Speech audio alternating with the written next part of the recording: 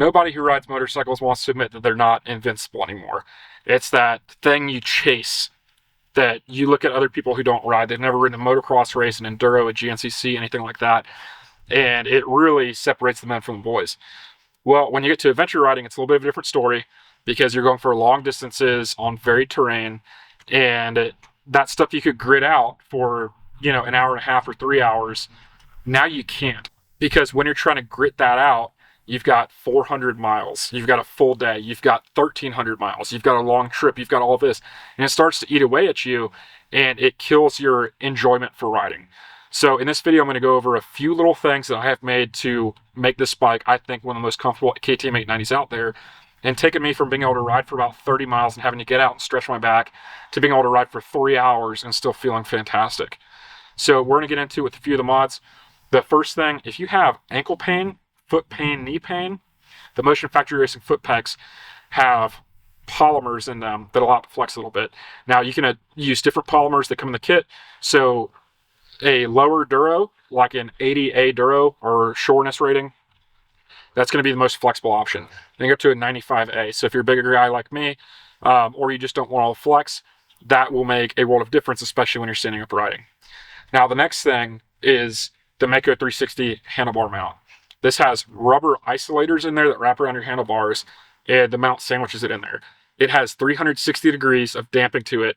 So if you take an impact straight on, you're standing up and you hit something, any of those movements, the Mako360 is going to help soak up. It makes a huge difference. I'm not sure if you can see that flex. That's all from the Mako360 bar mount. And they have different levels of duro polymers that you can select also. So depending on if you want more rigid or a softer, XC Gear, a fantastic made in the USA company, they offer that product for you. And I can tell you that when I'm riding chopped up terrain, it makes a world of difference on my hands, wrists, elbows, and it takes some of the sharp impact out on harsh landings and things like that. Something you don't want to overlook is a new pair of grips.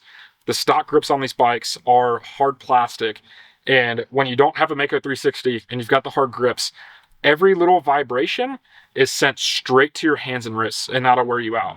So if you're somebody that's had a lot of wrist surgeries, you've got carpal tunnel, you've got other issues with your hands and wrists, that's going to make a big difference for you. The Mako360 plus a good set of grips. These are made by Circuit Equipment. Fantastic company, super nice people. I would definitely recommend working with them. And the cool thing is that these are just dirt bike grips. They work just fine on the bike. On the throttle side, you do need to buy a G2 billet throttle tube so that it can accept the dirt bike grips. The kits that they make just slide right in. It's a fly-by-wire system, so it's a little bit different from a dirt bike that you may be used to if you're coming from the off-road world.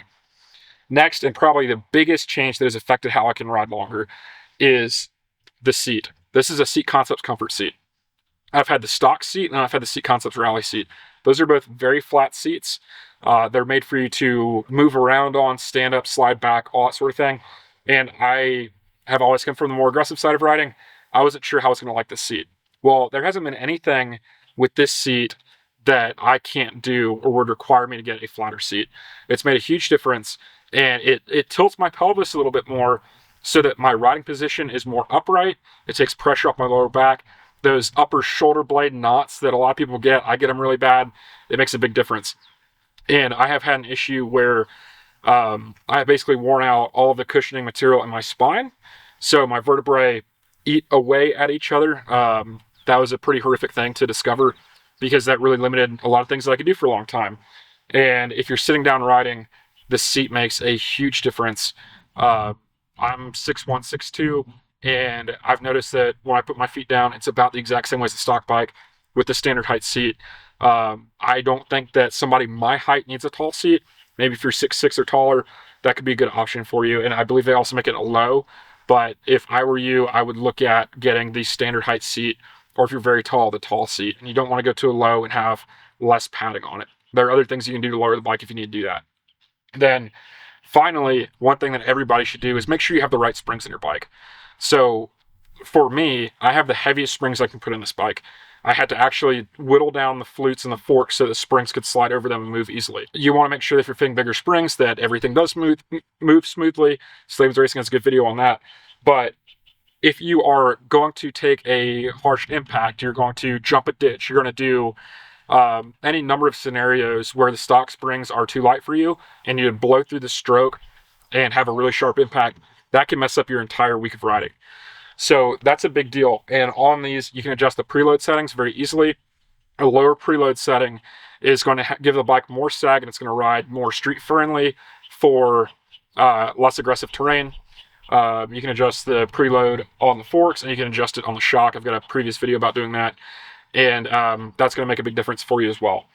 So if you're like me and you love riding motorcycles and you've got an issue from long-standing injuries that is starting to limit that, I hope you take a look at a few of these products, because it has made a world of difference in the way that I can ride my motorcycle and go enjoy it again.